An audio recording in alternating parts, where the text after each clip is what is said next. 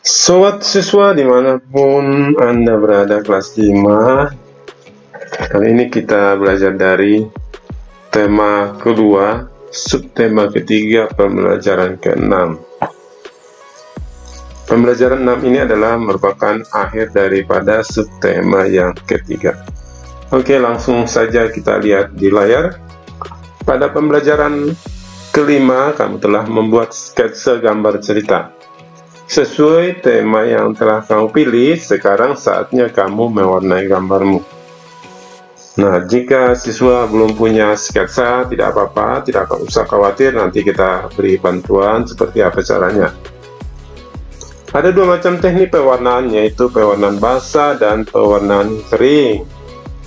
Teknik pewarnaan basah ialah pewarnaan menggunakan media masak yang memerlukan pengencer, misalnya tinta, cat cair, atau cat minyak. Sebaliknya, teknik pewarnaan kering ialah pewarnaan menggunakan media yang tidak memerlukan bahan pengencer, misalnya pensil warna, krayon, oil pastel, dan lain-lain. Rangkaian gambar berikut merupakan gambar dari sebuah cerita tentang seorang anak yang tidak mau bekerja sama dengan temannya dalam menyelesaikan tugas mewarnai. Saat melihat teman-teman lain telah menyelesaikan tugas, si anak mau bekerja sama untuk segera menyelesaikan tugas. Perhatikan gambar sebelum diwarnai dan setelah diwarnai. Ya, di sebelah kiri belum diwarnai, yang di sebelah kanan sudah diwarnai ya. Ceritanya tadi tentang anak yang diberikan tugas untuk menggambar. Yang satu membuat cerita bergambar, yang satu belum bermain, yang satu lagi serius ya mengerjakan tugasnya. Nah, di sini dia anak yang tadi malas tadi sudah panik, belum selesai tugasnya, yang lain sudah pada selesai. Akhirnya sih mau juga, akhirnya dibantu temannya, akhirnya selesai juga.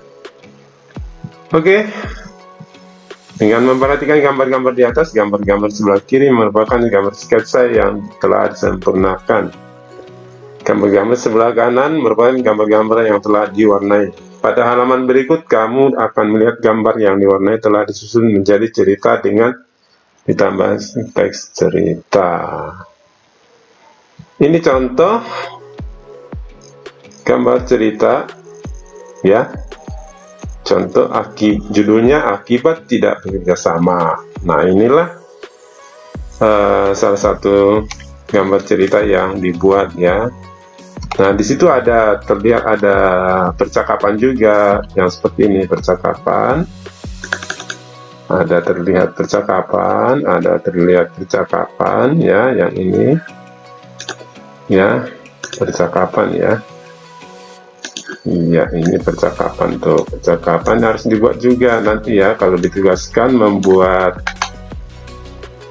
gambar cerita juga harus dibuat percakapannya, dibuat warnanya. Oke, kita lanjut. Ya, dalam cerita bergambar di atas terdapat contoh sikap bertanggung jawab atas tugas yang diberikan.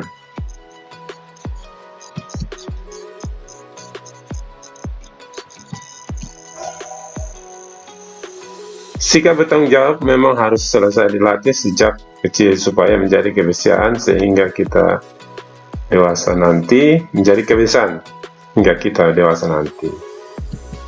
Apa akibatnya jika siswa tidak melaksanakan tanggung jawabnya di sekolah, di rumah, dan dalam masyarakat? Diskusikan bersama orang tua atau saudara yang ada di rumah.